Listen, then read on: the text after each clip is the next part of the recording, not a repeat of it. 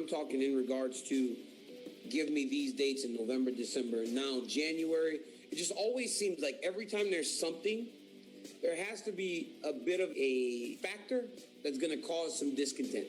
And I don't understand how it keeps happening. What happens here is the UFC has never dealt with anyone like Conor McGregor before. And what I mean by that is someone who is arguably, let's not get all crazy, I'm just saying arguably bigger than the brand itself, right? Conor McGregor is the first ever. I'm saying arguably Conor McGregor is. But I don't even know if you can argue that, though. I don't think you can argue that. Because if you say someone is bigger than the brand, then the brand kind of falters and stops whenever that person isn't available.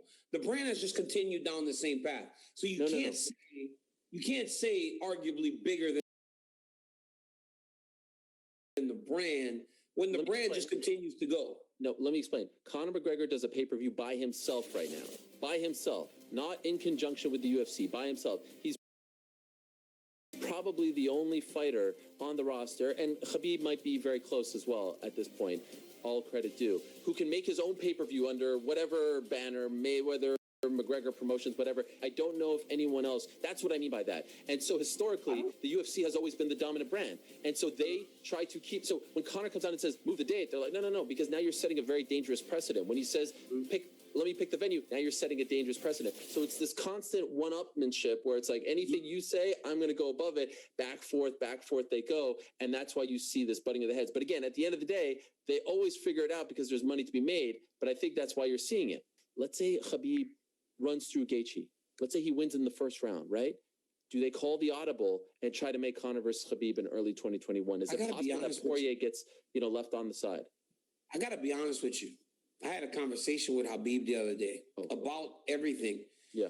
And I thought there was no way that he would not want to fight Conor again. I thought he would definitely do it. But after speaking to him, I'm starting to get the idea that he doesn't want to do it. And I don't know if they're going to be able to make him. Like, I'm being honest with you. Like, I'm starting to really feel now that he just kind of doesn't want any part of it. And that to me is scary. But honestly, even if they fight each other again, it elevates both of them. And Conor elevated Khabib to a level. He gained 10 million followers by fighting Conor McGregor. So, like, let's not act like he didn't get elevated by Conor. But I just think that it's such a massive fight that it does help both. And I don't know if he wants to do business with him anymore, because ultimately it's a business and we're making money together. And I don't know if he wants to do business with him. So now let us talk about Khabib, because it is coming up 5 days away from one of the biggest fights of 2020, the long-awaited return of Khabib Nurmagomedov. And, he fights almost once a year now. And honestly, it's like distance makes the heart grow fonder. It feels like a really big deal. And I want to remind everyone at home, especially in North America, because I keep getting texts and tweets about this.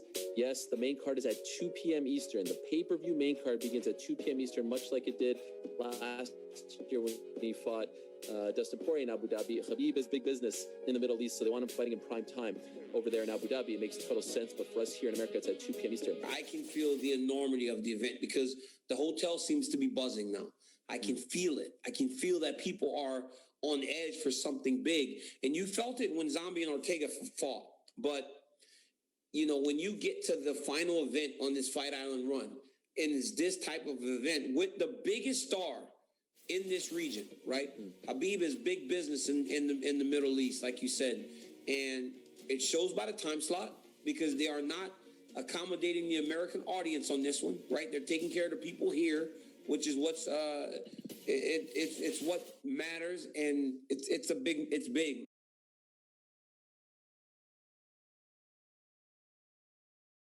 I want you to go back to May after Justin Gaethje beat Ferguson, and on the Monday after, I'll remind people, I said, if that Gaethje shows up, it will be the toughest fight that Khabib has ever had. Now, I don't talk to Khabib like you do. I'm just watching from afar.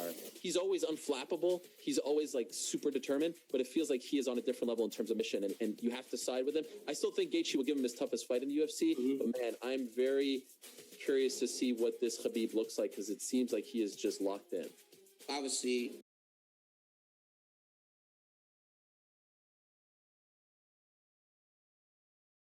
talking to him, I feel like he's locked in, but he's always locked in.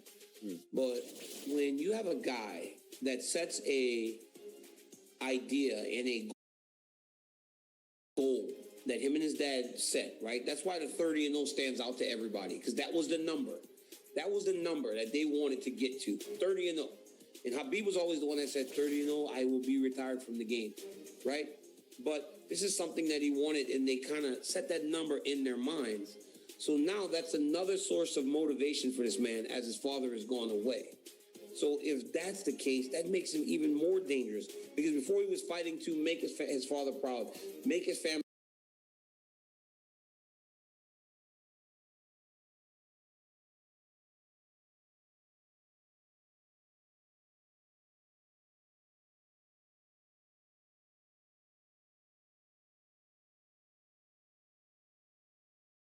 giving him confidence. And is it false? Is this something that he's making up?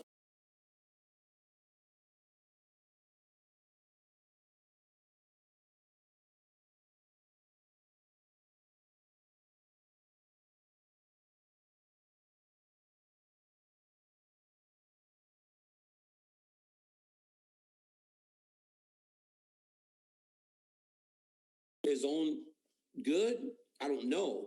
But that was interesting, man. And if he really believes that, this dude's going to go at him like you wouldn't believe. And you said if the guy that showed up in May shows up, no doubt in my mind that that's the Justin Gaethje that shows up on Saturday night.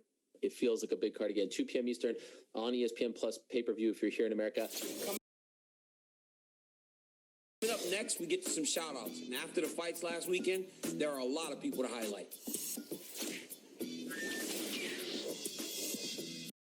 You think I have a beef with Daniel? I don't have a beef with Daniel Cormier. One, do I really believe that Brock Lesnar is a bigger deal in the combat sports world than Daniel Cormier?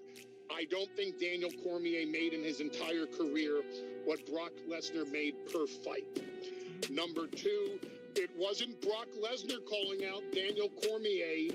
It was Daniel Cormier continuing to call out Brock Lesnar both in Las Vegas and at Madison Square Garden because Cormier needed the celebrity rub. I don't know how close UFC was willing to put together the right deal to entice Brock Lesnar to step back into the cage and knock out or tap out Daniel Cormier in the first round. But let's be real about Daniel Cormier against Roman Reigns. And erasing you from history is something that Roman Reigns can do, especially when he's guided by his senior counsel, Paul Heyman. Paul Heyman's disrespectful. Now, he talks about box office and he talks about the Paul Heyman guy and Paul Heyman this and that. If Paul Heyman is so valuable, and these guys are so valuable, why do they have to run to him? Why do they always have to become Paul Heyman guys? I don't need my name to be carried by some other guy. I don't need a manager. I don't need, hey, it's not Ariel in DC. I'm not a Helwani guy. It's DC and Helwani, right? Because my name also draws. We'll talk about Brock Lesnar. Brock Lesnar is a Paul Heyman guy. I'm going to an undisclosed location. Well, you're going to the undisclosed location to find the plan to keep your clients safe. They're trying to figure out a way to keep them away from DC. Because if I get my hands on either of those guys, either of them, it's over. All right, DC, as we round third, time to hand out some shout-outs. You go first. Yeah, man. First, I want to start with Jonathan Martinez. And outside of a bad decision against Andre Ewell, which when you look at how most MMA media scored the fight, 13 out of about 15 scored it for Jonathan Martinez. And after that big win last week in